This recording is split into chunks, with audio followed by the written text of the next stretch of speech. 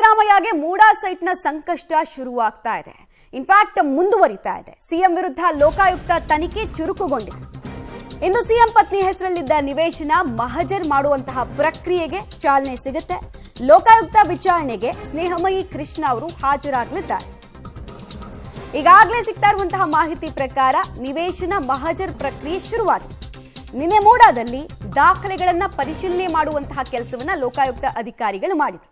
ಆಮೇಲೆ ಇದು ಈಗ ದೃಶ್ಯಾವಳಿಗಳನ್ನು ನೀವು ಗಮನಿಸ್ತಾ ಇದ್ದೀರಲ್ಲ, ಸ್ನೇಹಮಯಿ ಕೃಷ್ಣ ಅವರ ಅಧಿಕಾರಿಗಳ ಸಮಕ್ಷಮದಲ್ಲೇ ವಿಜಯನಗರದ ಸ್ಟೇಜ್ 3 ಹಾಗೂ ಸ್ಟೇಜ್ 4ನ ಬಡಾವಣೆಗಳಲ್ಲಿ 14 ಸೈಟ್ಗಳಿದಾವಲ್ಲ, ಆ 14 ಸೈಟ್ನಲ್ಲಿ ಮಹಜರ್ ಪ್ರಕ್ರಿಯೆಯನ್ನ ನಡೆಸಲಾಗ್ತಾ ಇದೆ. ದೃಶ್ಯಾವಳಿಗಳನ್ನ ನೀವು ನೋಡ್ತಾ ಇದ್ದೀರಾ. ಸೊ ಎಲ್ಲೆಲ್ಲಿ ಸೈಟ್ ಅನ್ನು ತೆಗೆದುಕೊಂಡಿದ್ದಾರೆ, ಆಮೇಲೆ ಈಸ್ಟ್ ಫೇಸಿಂಗ, ನಾರ್ತ್ ಫೇಸಿಂಗ, ಪಕ್ಕದಲ್ಲಿ ಏನಿದೆ, ಡೆವಲಪ್ಮೆಂಟ್ ಯಾವ ರೀತಿ ಆಗಿದೆ, ಏನ್ ವ್ಯಾಲ್ಯೂ ಇತ್ತು ಈ ಹಿಂದೆ ತೆಗೆದುಕೊಳ್ಬೇಕಂದ್ರೆ, ಮಂಜೂರು ಆಗ್ಬೇಕಾದ್ರೆ ಮತ್ತು ವಾಪಸ್ ಕೊಡಬೇಕಾದ್ರೆ ಏನು ವ್ಯಾಲ್ಯೂ ಇತ್ತು, ನೀಲನಕ್ಷೆ ಏನು ಹೇಳುತ್ತೆ, ಈ ಥರ ಅನೇಕ ಪ್ರಶ್ನೆಗಳಿಗೆ ಉತ್ತರವನ್ನು ಹಾಗೂ ಸೈಟನ್ನು ಅಲಾಟ್ ಮಾಡಿರುವಂತಹ ಪ್ರಕ್ರಿಯೆ ಹೇಗಿದೆ ಇದೆಲ್ಲವನ್ನ ಕೂಡ ನೋಡ್ತಾರೆ. ಮತ್ತೆ ಇದೆಲ್ಲ ಡಾಕ್ಯುಮೆಂಟೇಶನ್ ಬೇಸ್ಡ್ ತನಿಖೆ ಆಗಿರೋದ್ರಿಂದ, ಸಿವಿಲ್ ಮ್ಯಾಟರ್ ಆಗಿರೋದ್ರಿಂದ ಡಾಕ್ಯುಮೆಂಟ್ಗಳು ಏನು ಹೇಳ್ತಾ ಇದೆ ಹಾಗೂ ಸ್ಥಳದಲ್ಲಿ ವಾಸ್ತವಾಂಶ ಏನಿದೆ ಇದೆರಡನ್ನ ಕೂಡ ನೋಡುವಂತಹ ಪ್ರಯತ್ನವನ್ನ ಹಾಗೂ ಇದರಲ್ಲಿ ಪರಿಶೀಲನೆ ಮಾಡುವಂತಹ ಪ್ರಯತ್ನವನ್ನ ಲೋಕಾಯುಕ್ತ ಅಧಿಕಾರಿಗಳು ಮಾಡ್ತಾ ಇದ್ದಾರೆ.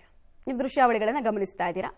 ಒಂದು ನಾವು ಗಮನಿಸಿದ್ವಿ, ಕೆಸರೆ ಗ್ರಾಮದಲ್ಲೂ ಕೂಡ 3 ಎಕರೆ 16 ಗುಂಟೆ ಜಮೀನೇನಿತ್ತು ಅಲ್ಲೂ ಕೂಡ ಕಂಪ್ಲೀಟ್ ಆಗಿ ದಾಖಲಾತಿಗಳ ಪರಿಶೀಲನೆ ಹಾಗೂ ಸ್ಥಳ ಮಹಜರ್ ಪ್ರಕ್ರಿಯೆಯನ್ನ ಮಾಡಲಾಗಿತ್ತು. ಇಲ್ಲೂ ಕೂಡ ಕಂಪ್ಲೇನೆಂಟ್ ಏನ್ ಹೇಳ್ತಾ ಇದ್ದಾರೆ ಹಾಗೂ ಡಾಕ್ಯುಮೆಂಟ್ ಏನ್ ಹೇಳ್ತಾ ಇದೆ, ವಾಸ್ತವಾಂಶ ಏನ್ ಹೇಳ್ತಾ ಇದೆ, ಈ 3 ವಿಚಾರದಲ್ಲಿ ಸದ್ಯಕ್ಕೆ ತನಿಖೆ ಸಾಗ್ತಾ ಇದೆ. ಇದಾದ ನಂತರ ಅಂದ್ರೆ ಲಾಸ್ಟ್ ಹೈಕೋರ್ಟ್ ತೀರ್ಪು ಕೊಟ್ಟಾಗ್ಲಿಂದ ನಾವು ಗಮನಿಸ್ತಾ ಇದ್ವಿ, ಸ್ಥಳ ಮಹಜರ್ ಡಾಕ್ಯುಮೆಂಟೇಶನ್ ವೇರಿಕೆಯಲ್ಲೇ ಅಧಿಕಾರಿಗಳಿದ್ದಾರೆ. ಡೀಟೇಲ್ಸ್ ಕೊಡ್ತಾರೆ. ಕೆಪಿ ನಾಗರಾಜ್ ನೇರ ಸಂಪರ್ಕದಲ್ಲಿ ಜಾಯ್ನ್ ಆಗ್ತಾರೆ. ಕೆಪಿ ನಾಗರಾಜ್, ಸ್ಥಳ ಮಹಜರ್ ಪ್ರಕ್ರಿಯೆ ಹೇಗೆ ಸಾಗ್ತಾ ಇದೆ, ಡೀಟೇಲ್ಸ್ ಏನೇನಿದೆ? ಮತ್ತೆ ಈಗ ತಾನೇ ಲೋಕಾಯುಕ್ತ ಅಧಿಕಾರಿಗಳು ದೂರುದಾರ ಸ್ನೇಹಮಯಿ ಕೃಷ್ಣ ಅವರನ್ನ ಕರ್ಕೊಂಡು ಬಂದೆ ಈಗ ಮಹಜರ್ ಪ್ರಕ್ರಿಯೆಯನ್ನು ನಡೆಸ್ತಾ ಇರುವಂಥದ್ದು ತಾವೀಗ ಗಮನಿಸ್ತಾ ಇದ್ದೀರಿ. ಇದು ಸಿಎಂ ಸಿದ್ದರಾಮಯ್ಯನವರ ಪತ್ನಿಗೆ ವಿಜಯನಗರ 3 ಮತ್ತು 4ನೇ ಹಂತದಲ್ಲಿ ಕೊಟ್ಟಿರುವಂತಹ ನಿವೇಶನಗಳು. ಈ ನಿವೇಶನಗಳ ಮಹಜರ್ ಪ್ರಕ್ರಿಯೆ ಈಗ ಶುರುವಾಗಿದೆ. ಮೊನ್ನೆ ತಾನೇ ಕೆಸರೆಯ ಅಂದರೆ ಇಡೀ ಪ್ರಕರಣದ ಮೂಲ ಇದ್ದಂಥದ್ದು ಕೆಸರೆಯ ಸರ್ವೆ ನಂಬರ್ 426ರ 3 ಎಕರೆ 16 ಗುಂಟೆ ಜಮೀನು.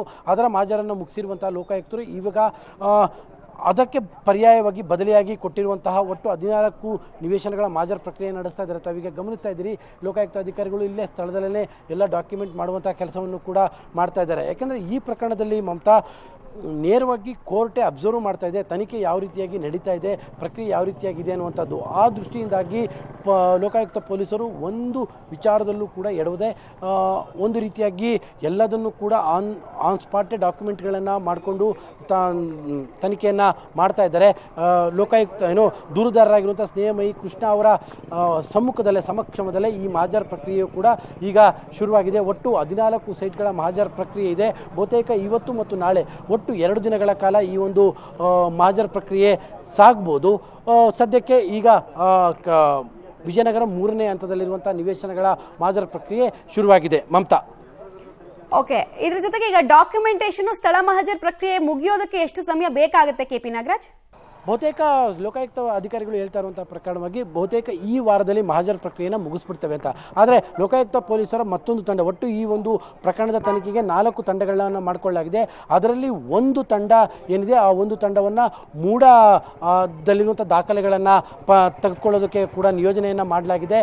ಈಗ ಅದರ ಪ್ರಕ್ರಿಯೆ ಕೂಡ ಶುರುವಾಗಿದೆ. ನೀವು ಮತ್ತೊಂದು ಭಾಗದಲ್ಲೂ ಕೂಡ ಗಮನಿಸ್ತಾ ಇರ್ಬೋದು, ಲೋಕಾಯುಕ್ತ SP ಕೂಡ ಬಂದಿದ್ದಾರೆ. ಲೋಕಾಯುಕ್ತ SP ಇಡೀ ಪ್ರಕರಣದ IO. ಹೀಗಾಗಿ ಲೋಕಾಯುಕ್ತ SP ಉದೇಶ್ ಅವರು ಕೂಡ ಈಗ ಸ್ಥಳಕ್ಕೆ ಬಂದಿದ್ದಾರೆ. ಅವರ ಸಮಕ್ಷಮದಲ್ಲೇ ಈಗ ತನಿಖಾ ಮಹಜರ್ ಪ್ರಕ್ರಿಯೆಯು ಕೂಡ ಶುರುವಾಗುತ್ತೆ. ಒಂದು ಕಡೆಯಲ್ಲಿ ಸ್ಥಳಗಳ ಮಹಜರ್ ಪ್ರಕ್ರಿಯೆ, ಮತ್ತೊಂದು ಕಡೆಯಲ್ಲಿ ದಾಖಲೆಗಳನ್ನ ಪಡೆದುಕೊಳ್ಳುವಂಥದ್ದು ಎಲ್ಲದೂ ಕೂಡ ಈಗ ಅಟ್ ಎ ಟೈಮ್ ಲೋಕಾಯುಕ್ತ ಪೊಲೀಸರು ಶುರು ಮಾಡಿರುವಂಥದ್ದು. ಕಾರಣ ಇಷ್ಟೇ, 3 ತಿಂಗಳ ಒಳಗಾಗಿ ಈ ಒಂದು ಪ್ರಕರಣದ ತನಿಖೆಯನ್ನು ಮುಗಿಸ್ಬೇಕು ಅಂತ ಕೋರ್ಟ್ ನಿರ್ದಿಷ್ಟವಾಗಿ ಒಂದು ಟೈಮ್ ಕೂಡ ನಿಗದಿ ಮಾಡಿದೆ.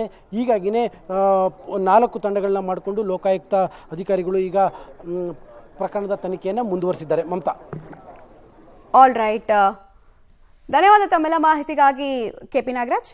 ಸೊ ಗಮನಿಸ್ತಾ ಇದ್ವಿ, ಇವತ್ತು ಸಂಜೆ ಅಥವಾ ನಾಳೆ ಒಳಗಡೆ ಈ ಡಾಕ್ಯುಮೆಂಟೇಶನ್ ಪ್ರಾಸೆಸ್ ಮುಗಿಸೋದಕ್ಕೆ ಟ್ರೈ ಮಾಡ್ತಾ ಇದ್ದಾರೆ. ಮಹಜರ್ ಪ್ರಕ್ರಿಯೆಯ ನಂತರ ಡಾಕ್ಯುಮೆಂಟೇಶನ್ ಪ್ರಾಸೆಸ್ ಅನ್ನ ಅಲ್ಲಲ್ಲೇ ಸ್ಪಾಟ್ ಅಲ್ಲೇ ಮಾಡ್ಕೊಳ್ತಾ ಇರೋದ್ರಿಂದ ಎರಡೆರಡು ಟಾಸ್ಕ್ ಸದ್ಯಕ್ಕೆ ಲೋಕಾಯುಕ್ತ ಅಧಿಕಾರಿಗಳಲ್ಲಿ ಇದೆ.